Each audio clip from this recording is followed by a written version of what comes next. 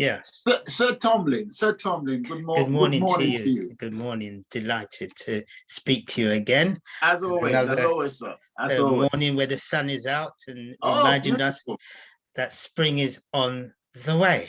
Yes. Spring is in the air, as they say. Yes. Praise the Lord. Indeed.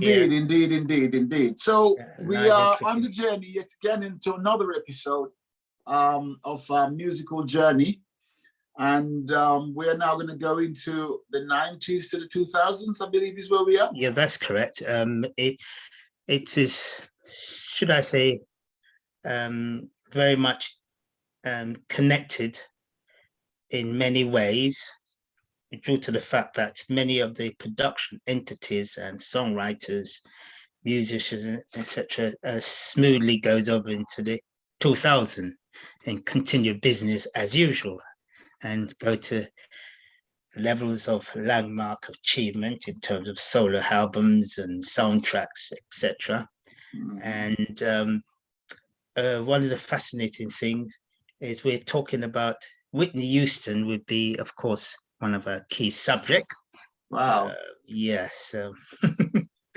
The time when she started with Saving All My Love for You and her first album, which sold 13 million copies according to the RIAA as of. Did I say gone too soon? Yes, I'm afraid she is gone too soon, I'm afraid to say. A highly disappointing event, like many who have gone too soon, like Michael Jackson. Well, she's gone much sooner than Michael Jackson and Prince, of course. Wow, okay. Oh, dear, you know. However, it's life, right? So it is. Yes, I think it's part of this evolving journey that we go through. Some of us peak and die suddenly, but leave an impact that goes on forever. Amen. Absolutely. And the Bob Marleys and the Whitney Houstons, these people are part of the cultural fabric and tapestry of our lives. And so, So before I go into Whitney Houston, let me just reflect on some of the other 90s achievements. One of the difficulty about this is constant summaries, you see, because there's so much transpired during the 90s alone when it comes to Black music in particular. It had been a phenomenal period across the board. We haven't got the chance to actually talk about some of the other projects that has put great meat on the music industry as such. For instance, I don't know if you heard about the name of Monica and Brandy. Have you heard about Brandy and Monica, which is Brandy and Monica, which is two recording entities that came out during the 90s, if my memory serves me well, that actually did a track, The Boy Is Mine, which spent about 13 weeks at the top 100 singles chart, which is the American pop singles chart, equivalent to the UK official pop single chart, equivalent. I remember The Boy Is Mine well. Yes, and it started. Was that Brandy? Was it? Yeah, Brandy and Monica. It peaked weekend in the 6th of June, 1998. Yes. It sold over 2.5 million copies in the States alone, and sold about 800,000 in the UK. Right. 800,000 copies in the UK. It was produced by the gentleman called Jerkin, who was the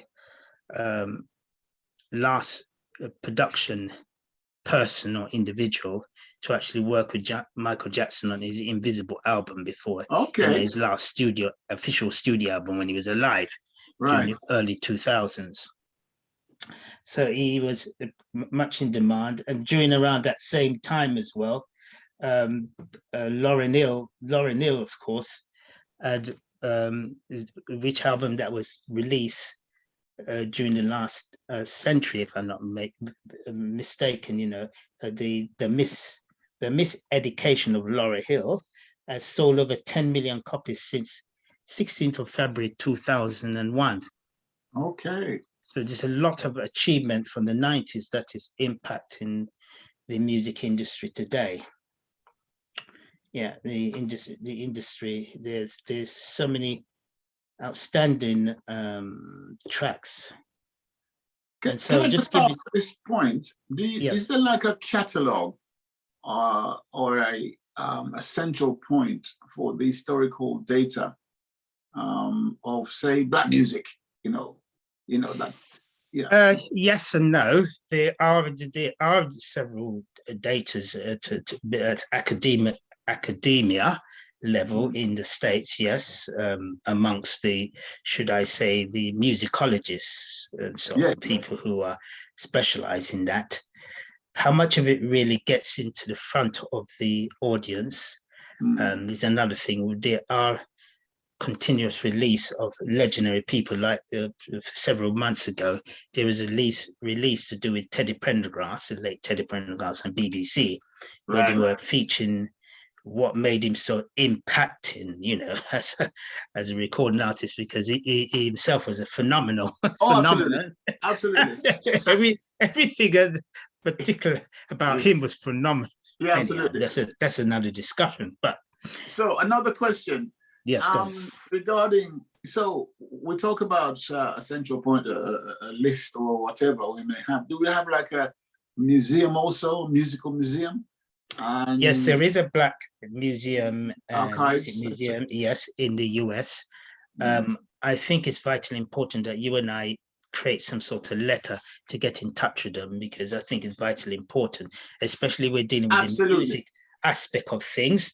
Yes. To let them know we are about to embark on what we call the creative pillar and the forgotten generation to do with music. Because remember, we need to incorporate and do further analysis of the real thing and the foundation and the list. So this is a continual evolution as we analyze and look at the creative tapestry and the impact of these individuals through the last 40 to maybe let's say about 80 years. When we look at Fats Domino coming back and his impact on the Jamaican musicians and the Caribbean musicians.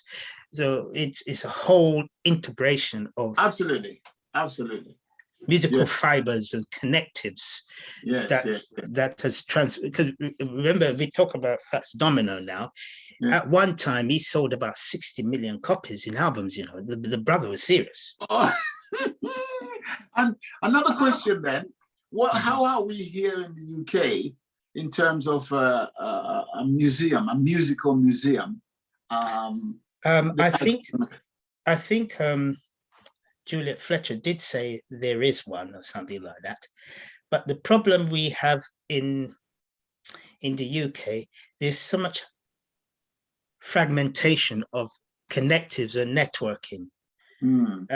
We as Blacks are not very good at networking. We sort of keep in our little niche, and we're in a protective cocoon, so to speak. I understand that. Hence my question, really. To say, is that something that, does it exist in any way, shape, or form? If not, are we addressing it going forward? Well, I believe there is one, as far as I know, but we have to connect with the appropriate people. That's what I'm actually looking at as well. So yes, I'm glad you raised the subject. So we could actually, hopefully, the next time I get into Birmingham, we could physically sit down and actually map this strategy. What are we going to do all this connective? Absolutely. Yeah, because what you are doing itself is iconic, really. Well, thank you. Yeah, because you are actually pulling these unforgotten elements and actually making them, presenting them to academia, to the social media, to Channel 4. You are creating quite an archive which in itself is quite rich and impacting. Thank you.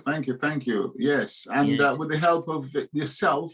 Yes, of course. As an ambassador and others, yes, we should do this. Yeah, we should do this, yeah. Right.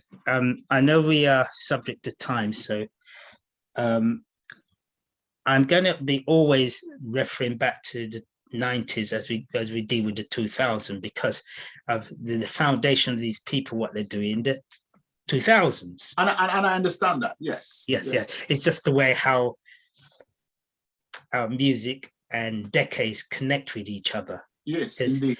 Because it's like somebody referring back to Barry White's catalog for a reference and production movements, and improving their sonic intelligence and so forth. So everybody always gravitate. And the funny thing, when I was looking at the Bodyguard, according to Whitney Houston, the soundtrack, I see CeCe Winans in there involving production. So she's a gospel artist. She's involved because she was a close friend of Whitney Houston. Oh, right, okay. They're good friends, you see. They're good buddies. Yes. Yeah, so they worked on that. And of course, on top of it, Clive Davis and Whitney Houston was the executive producers. That Clive Davis, as a white Jewish recording executive, is probably the most one of the most phenomenal recording executives I've read about. I've got his book, who's connected, who's been instrumental in making black labels create mega stars. Is that right? Yeah, because he was instrumental. He was instrumental in the Bad Boy production according to P. Diddy, La Face record according to L.A. Reid and Babyface. The Hushers and the Tony Braxton and Outkast and so forth came out. He created the sort of contractual arrangement and distribution. That's big. That's massive. Yeah, he's quite significant to the industry's recording evolution and explosion, particularly across gospel. If you think about it, he's instrumental as well. He just especially with The Preacher's Wife. The Preacher's Wife album is one of the best-selling gospel soundtracks, best-selling gospel soundtrack in Europe. Wow. We see we're hitting gospel now. Yes. It features stuff to do with Kirk Franklin, Joy. The Joy track was written by Kirk Franklin on the album, you see. You see all the connection. Yes. Yeah. So it's a lot of there are a lot of things going behind the scene with the music industry that is not public until people actually put under the camera and talk about it, Right. I'll tell you something that really has become very clear now. And it's not, like you say, to the ordinary man and woman of the street anyway. It's the structure of the music industry in terms of who does what, from writing to engineering to singing to all these sort of things. It's quite an industry, isn't it? Yeah, well, it is. Well, I think there's about 100,000 people, if I'm not mistaken, that works directly with the music industry in very different shapes and forms, from retailing, from sound engineering, from marketing, from promotion, from artist management. Yeah. So when you see a number one out there, it's there's a lot of people behind that particular record, isn't it? Yes, there is a lot of people. Even if it doesn't get to number one. Even if it doesn't get to number one, and it's moved in the top 10 of the British pop UK official singles chart, it has done quite a lot of movements, to get there. A lot of things have transpired in the whole process of reaching to that point of the pinnacle. Yes, indeed. So yes. And let's just talk about Lady Houston now. Yes. Madam Houston, that would sort of whet your appetite here. Lady Houston, let us look at the Bodyguard movie soundtrack. Aha. Yeah. The Bodyguard movie soundtrack sold about 18 times platinum in the US. That means 18 million copies. 18 million copies as of I would say 2021 or 2022, when it was something like that, right around that time. Yes, it's as recently as that. Yes. Around the same time that the I Always Love You sold 10 million copies as well, which is both the album. The album is diamond certified, and it's almost diamond certified twice, because when it reached 20 million, it comes double diamond certified. So it's not far from that, brother. That's a lot of royalties for somebody. It's a lot of royalties for the different people, like LA Babyface, all these different people who work on it with the CC Wine and so on. Everybody who's working it in the songwriting. Yeah. You know, the late Bill Withers, he gets something for Lovely Day, he gets royalties for that. And the brother ching. That's another name you just threw in there, Bill Withers. Oh yes, that is well, brother, if we go and deal with him now, it's another. I know. That's another. That's, you know, you and I. That's another curve turn. Curve. Anyway, Whitney Houston. Yes, let's concentrate on Whitney now. Hey. Yes. So, in the UK, the soundtrack sold 7-time platinum, which is equivalent to 2.2 million copies. It was #1 in 24 music markets across the world. It was #1 in 24, the last time I counted, 24 music markets across the world. Serious. In Europe alone, according to the International Federation of Phonographic Industry, which is a body, which is a organization that is based in London in particular, that measures market movement and segmentation, etc., across the world. It's the big boy who does an international analysis across the industry, so it can tell you how the industry is feeling or working, if it's healthy or not healthy across the board. Yeah, okay. It has a European certification. It sold 7 times platinum. That means the soundtrack sold 7 million copies across Europe. Okay. Wow. Yes. I remember what I said about the single I Always Love You sold 10 million copies as of the 12th of the 1st, 2022. So it's just recently achieved that certification. And in the same time it did that certification, Lady Mariah Carey, with a Christmas anthem, sold 10 million copies as well around in time. Wow. So 2 of these divas. Oh, Mariah Carey has sold 68.5 million copies in the States with albums. The same equivalent to Barbara Streisand, another lady I love, Barbara Streisand. Bruv, listen to me, bruv. And Whitney Houston is not too far behind with 60 million copies sold of albums, over 60 million of albums sold in continental United States. We're not talking around the world now. This is in United States. Fabulous, man. Absolutely. Yes, and so the album has become the best-selling soundtrack of all time by a woman. Oh, yes. Yes. It became Grammy Award for Album of the Year. Okay. Yes. And for clarification, that was what? That was which one? That was the soundtrack album. The Bodyguard. Okay. Sorry, the Bodyguard. Yes, yes. Okay. We're still on continue. Yeah, on the Bodyguard album. Yes. Right. Okay. Okay. Yeah, yeah. The Okay. Bodyguard. Yeah.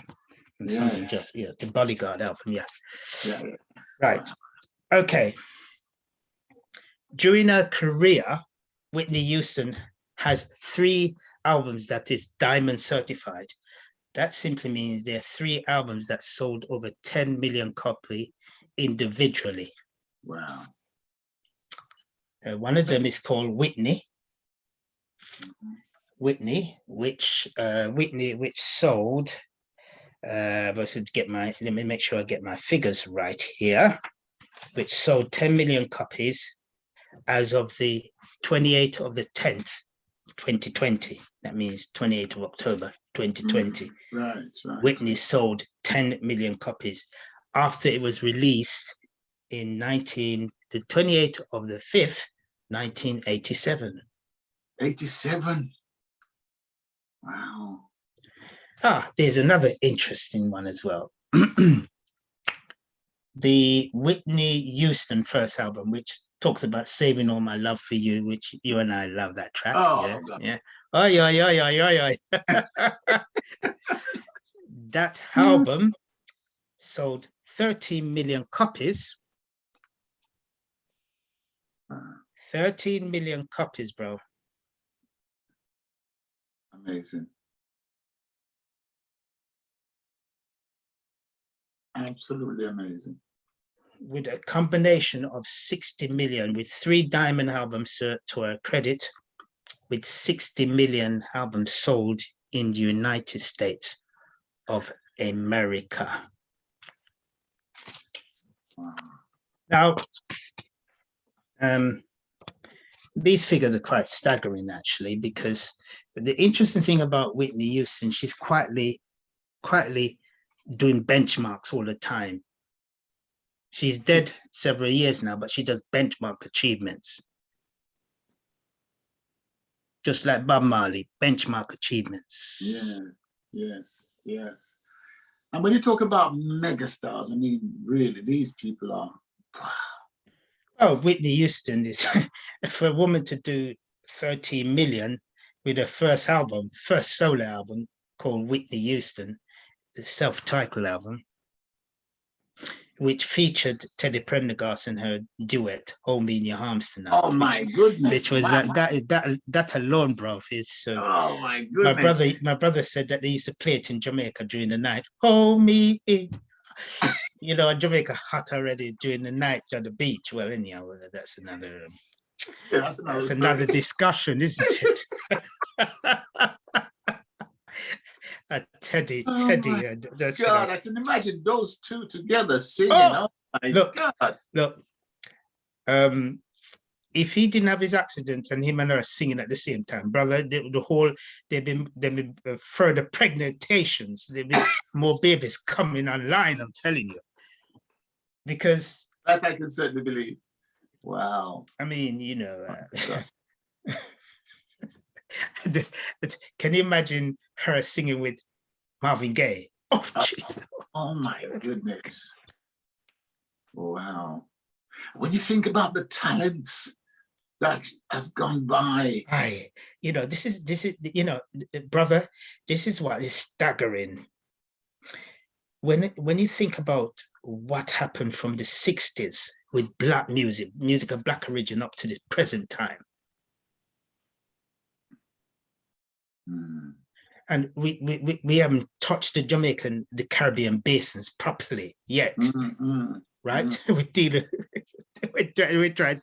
We're trying to simulate things that are happening, because when you look at the market, each decade that we spoke about so far, the industry, when we talk about the industry from the late 60s that you and I have chat about, the industry was over the billion dollar mark already in the US from 67, right? Based on the impact of the Aretha Franklin's, Sam Cooke's, the Otis Redding, the Motown, the Curtom records, the list goes on, all those black.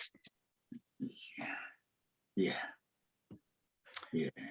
And when we look at when the industry, by the time the end of the 90s came, the industry, according to the IPFI, which is the industry body that evaluates and analyzes the industry globally, it said the industry had generated over $40 billion by the end of the 90s. It peaked at $40 billion. Wow. Wow.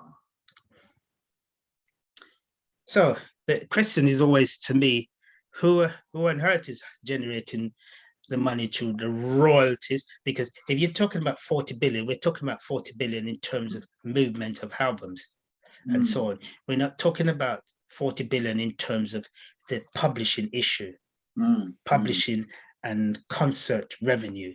If you put that in equation, it probably could mount up about probably about 70 to 80 billion.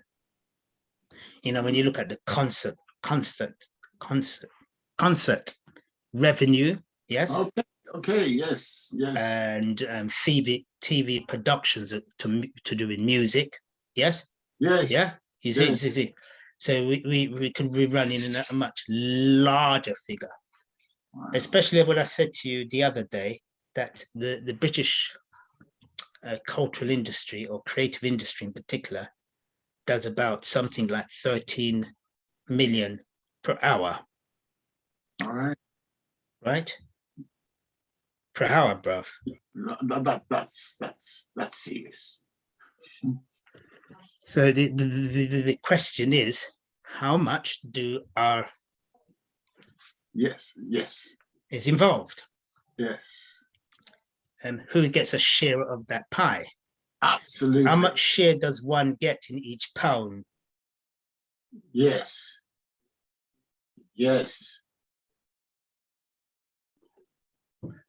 For me, that's a serious question, and yes, I've always asked questions because I'm asking questions all the time, because when I look at these figures, when I look at the British industry, as we said, is the third largest in the world, I'm always asking myself the question.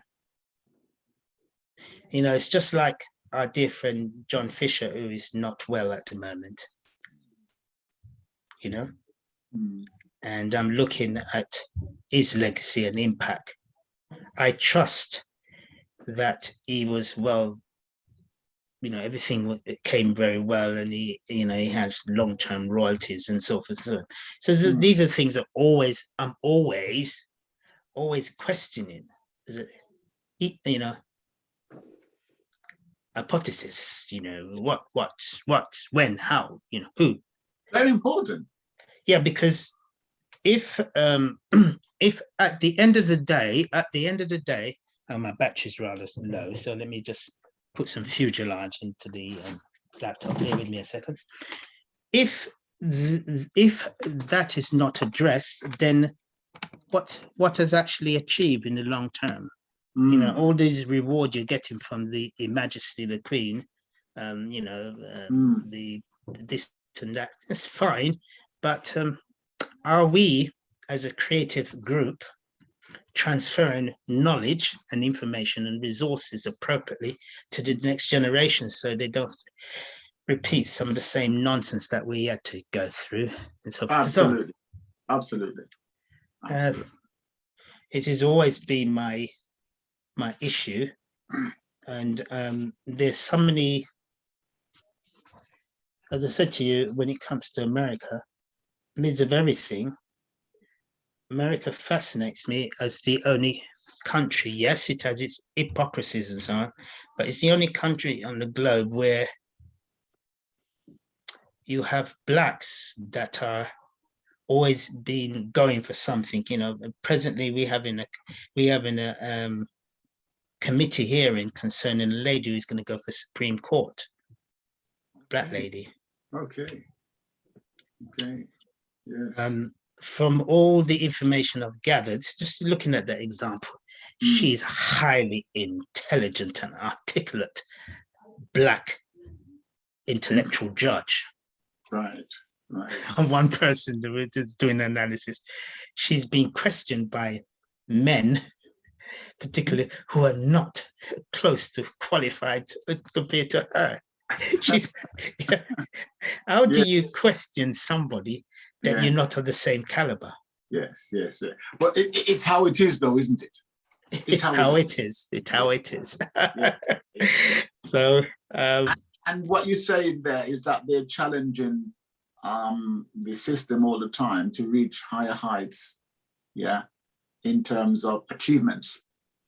And in terms of this royalty that you're talking about, people are making sure that, you know, people are getting their fair share of yes, what.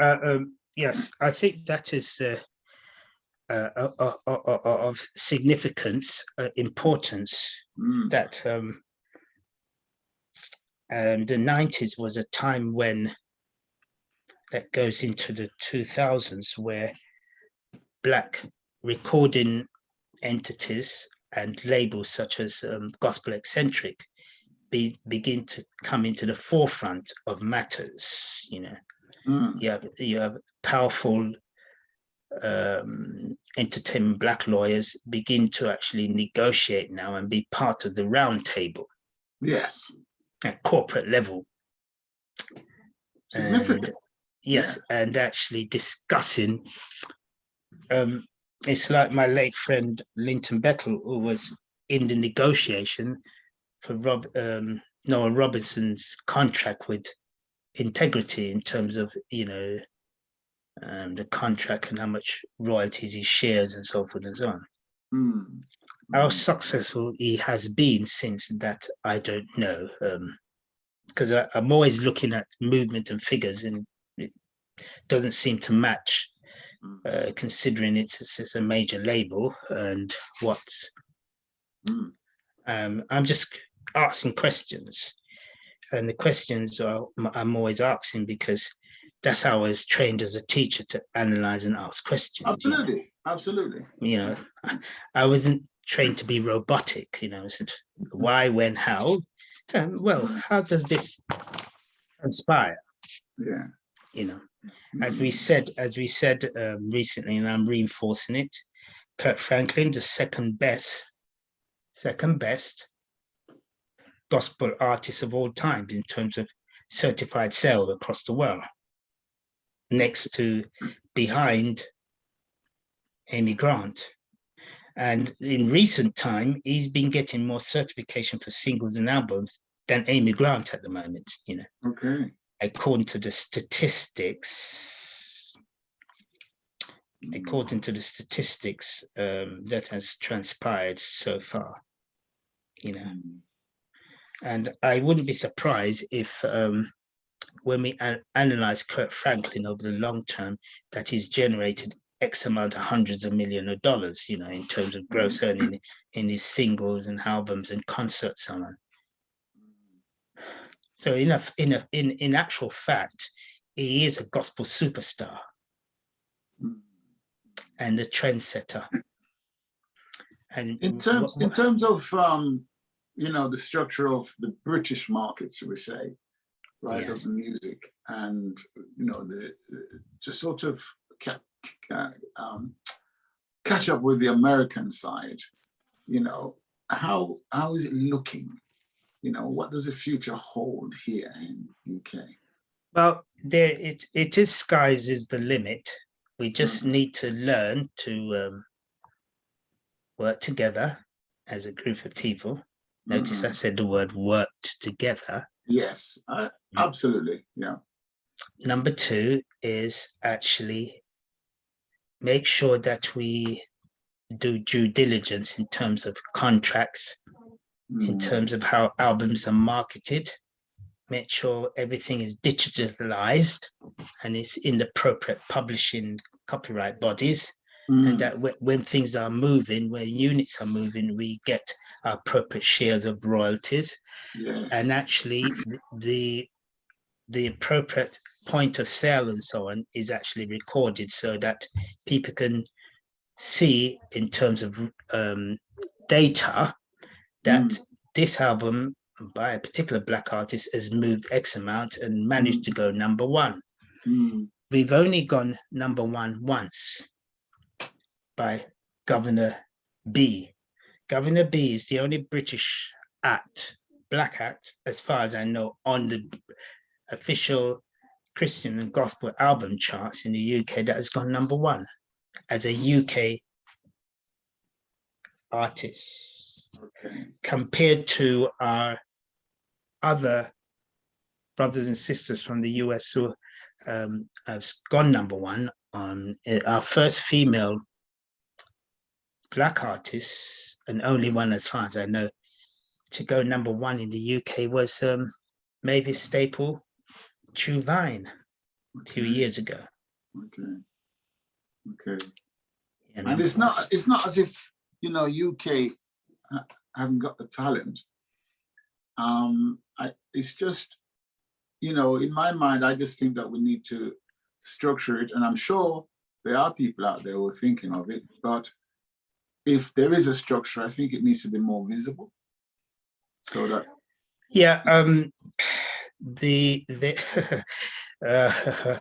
yes, it has to be more visible, yes, and it depends on who are the decision makers at top.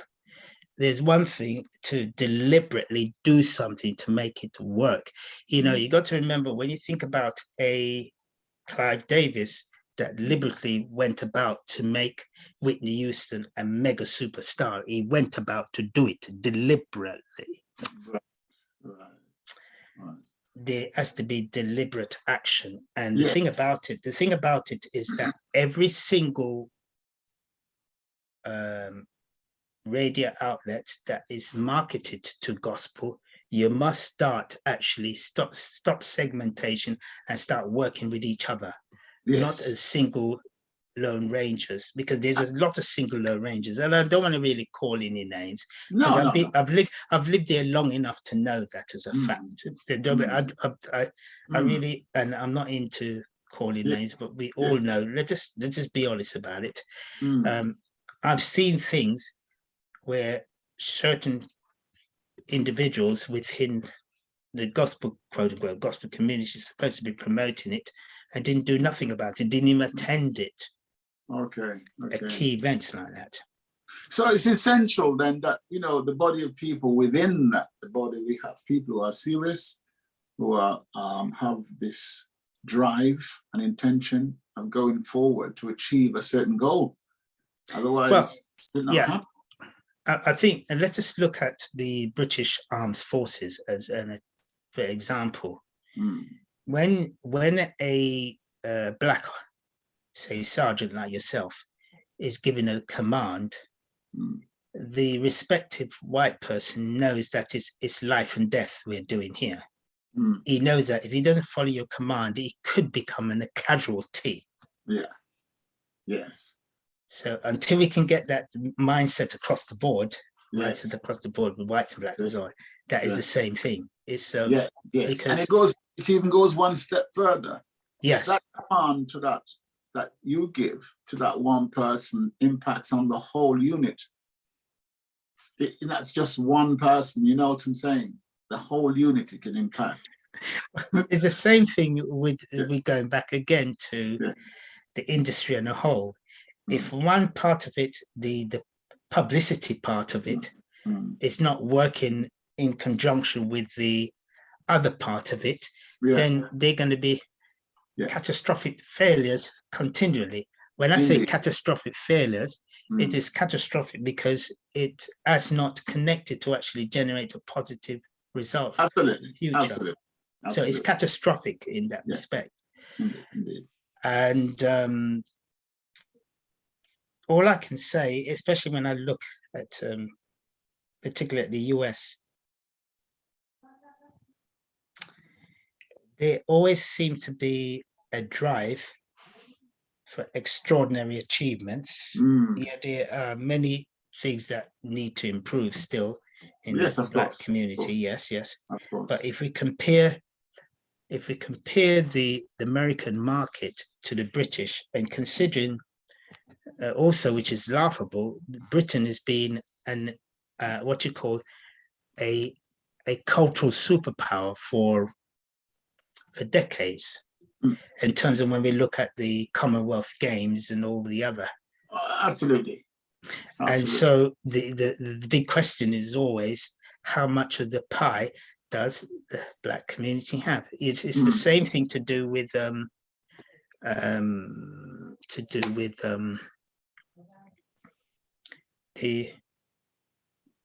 situation that has been embroiled, military campaign going on in Eastern Europe at the moment. Absolutely.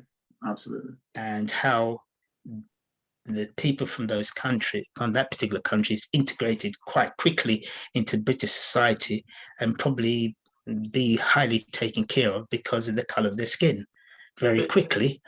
And then a person of this color, yes, is probably is constantly caught up in some sort of a what you call bureaucracy and not going anywhere. It's just a stroke of a pen, you see. I've learned one thing a long time ago. It's a stroke of a pen can decide whether somebody comes in or not, you see. There's nothing. Absolutely. Red tape it's a red tape. And that's why they say that the pen is mightier than the sword, in that statement, because it is just that. A stroke of the pen, very, very, very powerful, and it's been revealed daily, backing up the statement that you just made as to what's going on in the world. Yeah. And that's gone on for centuries.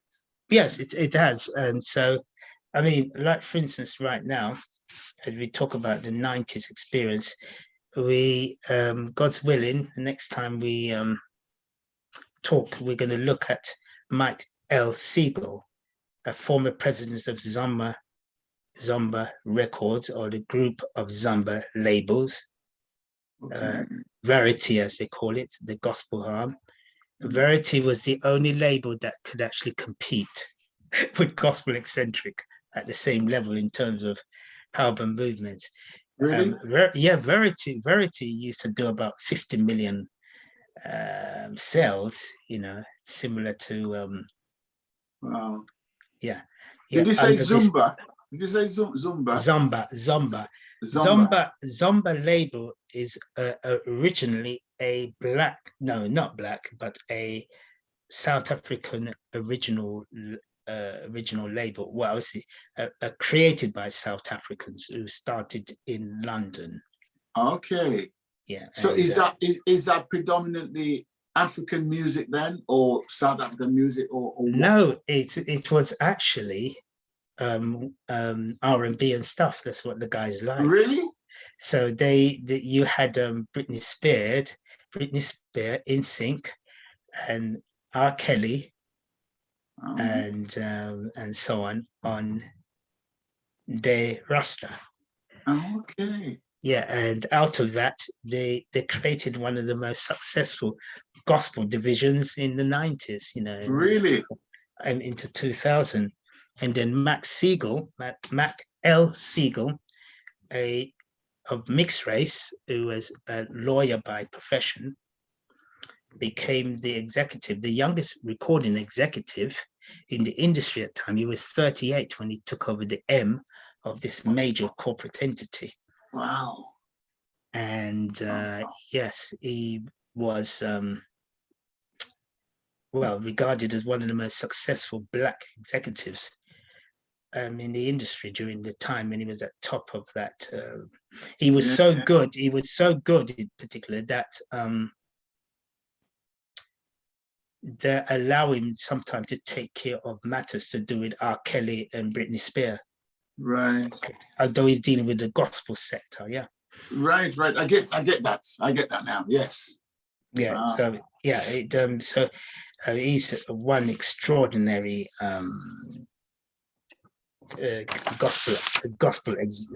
recording executive, full stop, really. So there's a lot of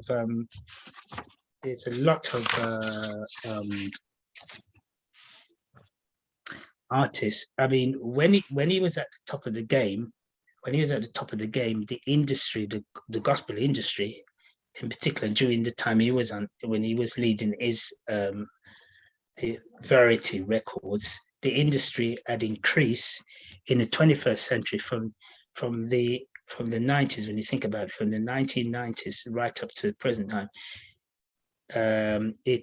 2006, the gospel industry sector in America did 54.2 million units in albums. Right. 54.2 million units in albums and singles. Wow. That is equivalent to something like between 700 to 800 million US dollars. Amazing. At that time, staggered with the amount of money in the industry, and when you look at individuals, obviously we've got our mega superstars, and then you come down the ladder. But, you've got to start somewhere. So when you're talking about young male and female at the moment, with the talent that a lot of us have got, one day, somebody starting out in 2022 could be not too far away. One of those people we talk about almost in the breath. Yes, I've been actually having a talk with UT at the national level. As we know, we're going to have a new bishop coming in, new residing bishop, who is, from what I get to understand, is very creative. Him and his wife are they like the arts, the music and so on. And it's good timing as well, what we're doing as well, so we want to present to them as well, because I'm going to be talking to them what I'm doing with you as well. I'm talking to them what I'm doing with the Gospel Music Industry Alliance. And we're talking about getting the youngsters within that particular denomination to become more musically savvy and actually start developing musical imprints that will last their time. Absolutely. When they go. So, I mean, look at it now. 2006, before the economic meltdown that happened in 2007 during the Gordon and Bush Jr. time, if you remember. Right before that, Kirk Franklin Hero album was platinum. Yolanda, album Piece of My Passion was also gold. And Various, which is the WAP gospel, WOOP gospel, WOW, which features all the different Black gospel artists, was also platinum. They all eventually went gold. But what I'm saying is that it's to show you the sort of movement that Black artists were doing. Matter of fact, during the golden era of the 90s and so on, some of the people like Dottie Peoples and so on, it wasn't unaccustomed for them to do between 100 to 300 copies in albums, 300,000 in album sale, over 250,000. The Shirley, Caesar, etc. They were moving rather large units. Right. And sometimes they would hit gold and platinum in the process. And that, as I said before in my previous discussion with you, there was one time where the gospel industry had about 17 recording acts that were doing double platinum. That means they were doing more than 1 million copies. They were doing 2-3 million copies. That's a lot. 17 gospel acts that were doing that. Wow. Yeah. And it's a matter of keep on pushing the button, isn't it, to reach higher heights with these things, because the talents are there. It's just a matter of it is there. Structuring the industry to make it in our favorable, and putting that platform there for these youngsters to step on and step up. Myself and Dara, who's been my boyhood friend from 65, we've been through all the changes and what has actually happened, and we've both been in the corporate world, because for me, I've worked with American Express, Blockbuster, and Walmart. These are major Fortune 500 companies of course, Blockbuster doesn't exist anymore. But what I'm saying, when you look at Walmart, I've learned a lot dealing with Walmart when it comes to corporate structure and governance. You know, this is the company Walmart did $500 billion. Since the end of January, it did $500 billion. That is 5.89 million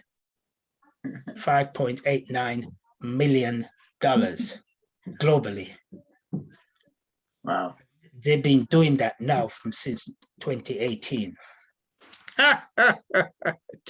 Bro, look, can you imagine that kind of money coming through Walmart per day, bro? Wow. I can't even get my head around that kind of figure, I'm afraid.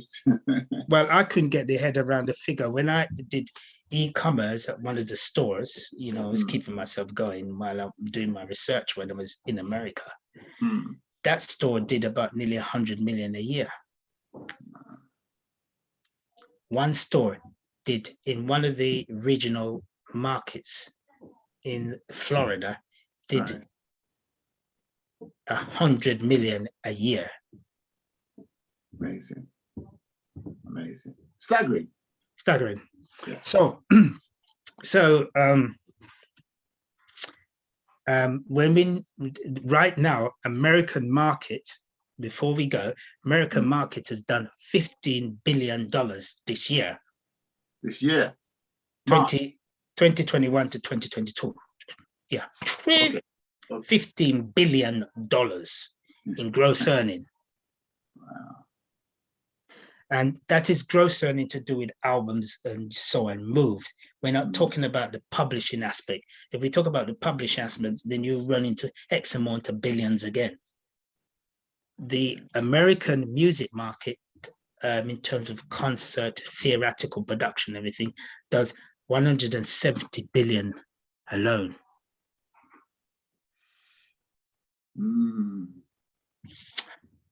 And so when you think about Britain, when you put Britain into the equation, the third biggest market, we haven't talked about Japan yet, which is another, that is a cultural beast in itself, boy. Britain is regarded as a cultural superpower. Yes, and I get that.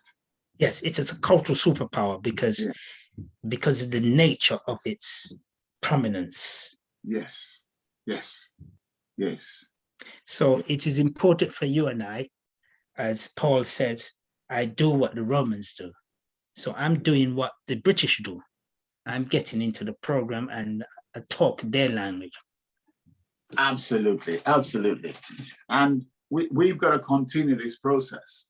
Yes, it is a dialogue that we must continue until we draw our last breath, brother. It is that serious. Yes, it is that serious. Absolutely. It's not of a debate. There's no debate about it. Absolutely. And on that note, thank you for this again, as always, in terms of the 90s going into the 2000s. And of course, we go all over the place, as we do, because we have to, because it's intertwined, like you say. Yeah, well, it's an integrated process because how can we not forget Bob Marley? It's just like forgetting to put in the lubricant in the car. Well, you know what I'm saying? Yes. Yeah.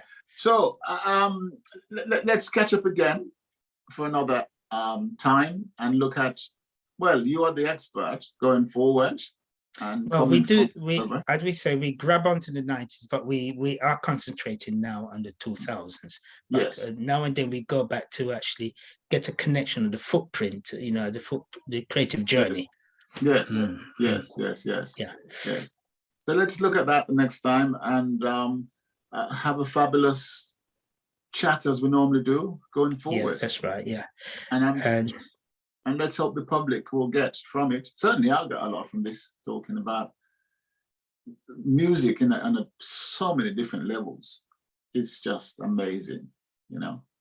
And you touch on so many different artists that when people hear, it'll take them back in time and places. And well, I don't need to say any more. No, not really. No, not particularly. No, no. We leave it at that, should we? All right then. Okay. All right Rich then. blessings, my friend. So Rich Tomlin, blessings. let's catch up another time then. Yeah.